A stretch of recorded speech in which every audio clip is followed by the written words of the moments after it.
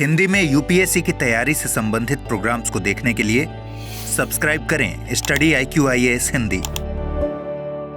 नमस्कार, बहुत बहुत स्वागत है आप सभी का स्टडी IQ-IAS हिंदी में। मेरा नाम है अतुल जैन। तो भाई, दक्षिण पूर्व एशिया में एक देश है वियतनाम।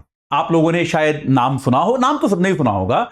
और आप में से काफी लोगों को वियतनाम का इतिहास पता होगा कि किस तरह से अमेरिका ने वियतनाम पे आक्रमण किया था और एक छोटे से देश से अमेरिका ने हार जो है शिकस्त बर्दाश्त की थी। और मतलब वो इतिहास का एक ऐसा पन्ना है जिसको कोई कभी भूला नहीं।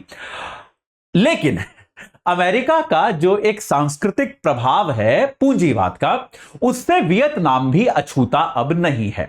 नाम के लिए वियतनाम जो है वो ये कहता है कि भाई हम एक समाजवादी देश हैं, सोशलिस्ट रिपब्लिक वियतनाम अपने आप को बुलाता है। लेकिन तब भी वियतनाम की जो सरकार है वो निरंतर अमेरिका की बाइडेन सरकार पर इस बात का दबाव डाल रही है कि भैया कृपया आप हमको जो है, जो आपने हमको दर्जा दिया हुआ है कि हम एक नॉन मार्केट इकोनॉमी है, गैर बाजारवादी अर्थव्यवस्था है, उसको कृपया बदल के आप हमको मार्केट इकोनॉमी का दर्जा दे दीजिए, वरना हमको बड़ी दिक्कत होने वाली है।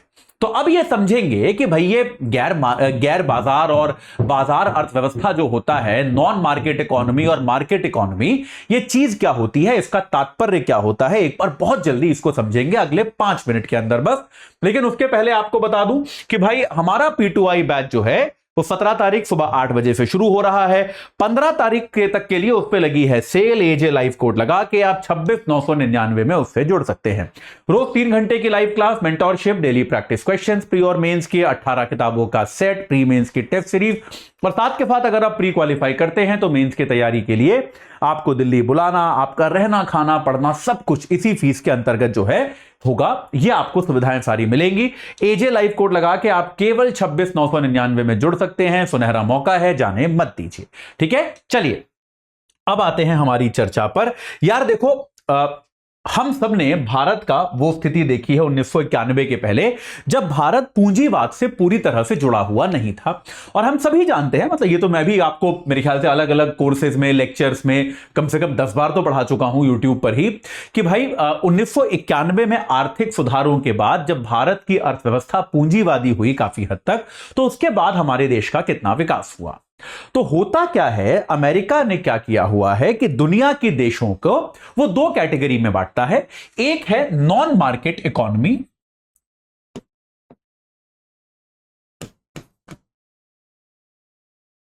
और दूसरी है मार्केट इकोनॉमी। अगर मैं एकदम सरल सिंपल शब्दों में कहूं तो मार्केट इकोनॉमी बेटा वो इकोनॉमी होती है जो पूंजीवादी होती है। और पूंजीवाद के जो प्रमुख लक्षण हैं, जिनमें वैश्वीकरण हो चुका है, वो वाली आपकी अर्थव्यवस्थाएं जो हैं वो कहलाती हैं आपकी मार्केट इकोनॉमी। तो अगर मैं इसके कुछ प्रमुख लक्षण आपको बताऊं तो मेरे ख्याल से आप लोग भी मेरे साथ साथ गेस कर सकते हैं। जहां की मुद्रा पूरी तरह से, या पूरी तरह से नहीं, काफी हद तक परिवर्तनीय है।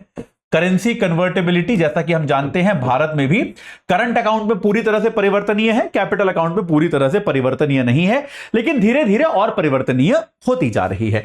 जहां पर विदेशी व्यापार अलाउड है, जहां पर विदेशी व्यापार अलाउड है, जहां पर विदेशी कंपनियां जो हैं वो जॉइंट वेंचर्स बना सकती हैं, यानी कि उस देश की कंपनियों के साथ मिलकर काम कर सकती हैं, उस देश में निर्माण कर सकती हैं, ये सारी चीजें कर सकती हैं।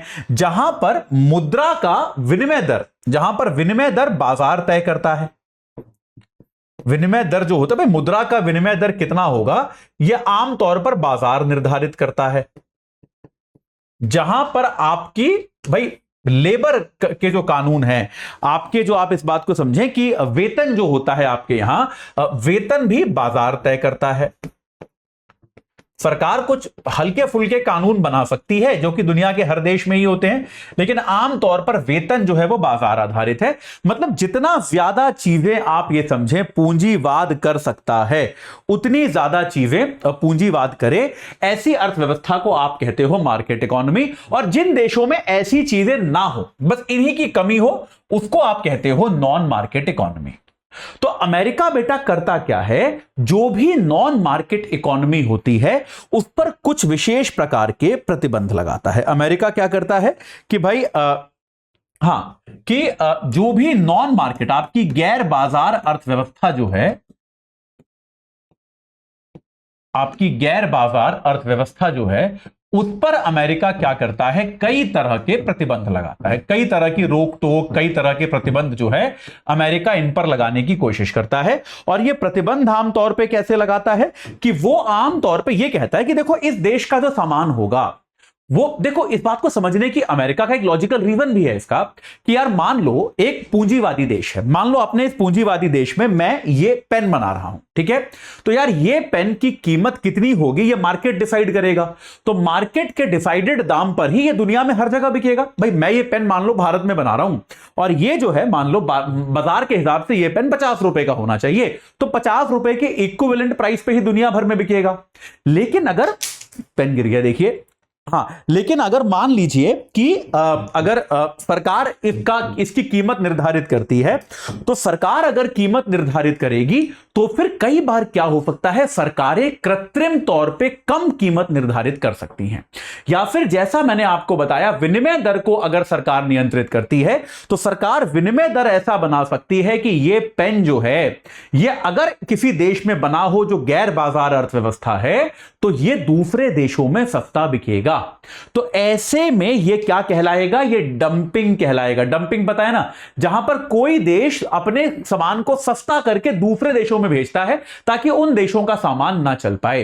तो डंपिंग को रोकने के लिए एंटी डंपिंग ड्यूटी लगती है, इकोनॉमिक्स में पढ़ाई है आपको। तो भाई तो अमेरिका क्या करता है, गैर बाजार अर्थव्यवस्थाओं के उत्पादों पर एंटी डंपिंग ड्यूटी लगाता है। एंटी डंपिंग ड्यूटी वो है लगाता है, वो ये मानता है कि कृत्रिम तौर पे आप दामों का नियंत्रण कर रहे हो और ये करके आप क्या कर रहे हो, अपने माल की कर रहे हो डंपिंग, जिसको रोकने के लिए वो एंटी डंपिंग ड्यूटी लगाता है और इसके कारण इन देशों को व्यापार में नुकसान होता है। तो भाई वियतनाम का ये कहना है कि भाई एक जमाने में हम समाजवादी थे, हम बहुत ज्यादा समाजवाद को फॉलो करते थे, लेकिन अब तो हमने आर्थिक सुधार किए हैं ना। तो वियतनाम जो है वो निरंतर अमेरिका से ये कह रहा है कि भाई अब आप हम पे संदेह क्यों कर रहे हो, अब तो हमने काफी आर्थिक सुधार कर लिए, हमारे आपके साथ संबंध भी अच्छे हैं। और इसमें देखिए ये बात भी याद रखिए, वियतनाम जो है वो भाई चीन के खिलाफ या फिर चीन को रोकने के लिए अमेरिका जो पूरा इस मान लीजिए दक्षिणी पूर्वी एशिया के क्षेत्र में जो एक गठबंधन अमेरिका बना रहा है, उसमें वियतनाम का अच्छा खासा रोल भी है। उसके तो वियतनाम कह रहा है यार हमारे आपसे संबंध अच्छे हैं, हमने आपके कहे अनुसार पूंजीवादी आर्थिक सुधार भी कर दिए, अभी भी आप क्या कर रहे हो, अभी भी यार आप हमारे ऊपर एंटी डंपिंग ड्यूटी लगा रहे हो, ये तो उचित नहीं है। तो लेकिन यहां पर क्या है, कुछ अमेरिकी कंपनियों का अभी भी यह कहना है कि वियतनाम में आर्थिक सुधार अब भी कंप्लीट नहीं है या फिर कंप्लीट से बहुत दूर है। कंप्लीट तो खैर चलो आर्थिक सुधार दुनिया में कहीं नहीं होते, लेकिन अभी भी बहुत ज्यादा चीजें वहां पर सरकार द्वारा नियंत्रित है। जैसे वहां पर अभी भी लैंड ओनरशिप जो है वो सार्वजनिक है, जमीन पर आधिकारिक जो अधिकार है वो अभी भी व्यक्तिगत तौर पे नहीं हुआ है। श्रम के कानून वहां पर अभी कमजोर है, लेबर रिफॉर्म पूरी तरह से नहीं हुआ है। और इसके अलावा चीन ने भी अपनी बहुत सारी कंपनियां वियतनाम में खोली। असली कारण देखो ये है कि अमेरिका की कंपनियों का यह कहना है कि भैया अगर आप वियतनाम से प्रतिबंध हटाओगे तो इसका लाभ परोक्ष रूप से जो है चीन को मिलेगा, क्योंकि चीन ने क्या कर रखा है, अपनी बहुत सारी कंपनियां वियतनाम में रजिस्टर करा रखी हैं।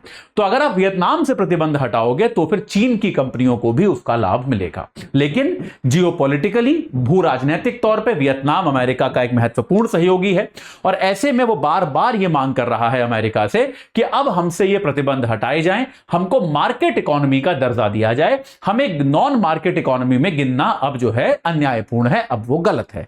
तो बाइडेन प्रशासन पर एक ये दबाव आया है कि भाई वो वियतनाम का अब क्या करेगा, वियतनाम को लेकर अब वो क्या नीति बनाएगा, ये बाइडेन प्रशासन पर एक दबाव आया है, ये देखने वाली बात होगी। ठीक है, चलिए इस पे जो भी होगा वो मैं आपको बताऊंगा, लेकिन आपको अभी बता दूं कि भाई हमारा P2I बैच जो है वो 17 तारीख से शुरू हो रहा है, 15 तारीख तक सेल लगी है। एजे लाइव कोड लगा के 26,999 में आप जुड़ सकते हैं। रोज 3 घंटे की live class, mentorship, daily practice question, pre और मेंस के साथ आपको जो है 18 किताबों का सेट, प्री मेंस की टेस्ट सीरीज, और अगर आप प्री क्वालिफाई करेंगे तो आपको मेंस की तैयारी के लिए हम दिल्ली बुलाएंगे। आपका रहना, खाना, पढ़ना सब कुछ इसी फीस के अंतर्गत समावेशित होगा।